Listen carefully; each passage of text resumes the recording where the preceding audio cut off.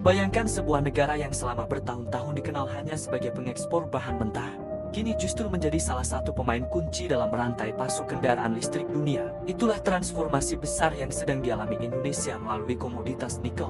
Indonesia memiliki sekitar 52% cadangan nikel dunia. Selama bertahun-tahun, sebagian besar nikel diekspor dalam bentuk biji mentah, sehingga nilai tambah, teknologi, dan keuntungan lebih banyak dinikmati oleh negara pengimpor. Kondisi ini membuat Indonesia kerap mendapat kritik karena dinilai belum mampu mengelola sumber daya alamnya secara optimal. Perubahan besar dimulai pada tahun 2020 ketika pemerintah melarang ekspor biji nikel.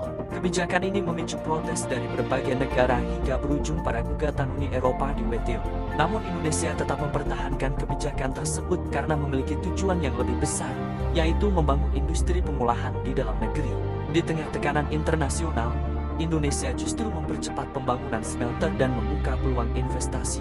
Dalam beberapa tahun, puluhan smelter berhasil dibangun sehingga Indonesia tidak lagi hanya mengekspor biji mentah, tetapi juga menghasilkan nickel pig iron, ferronickel, dan nickel sulfate yang menjadi bahan utama baterai kendaraan listrik. Nilai ekspor produk nikel olahan pun meningkat berkali-kali lipat dan menjadi salah satu motor pertumbuhan industri nasional.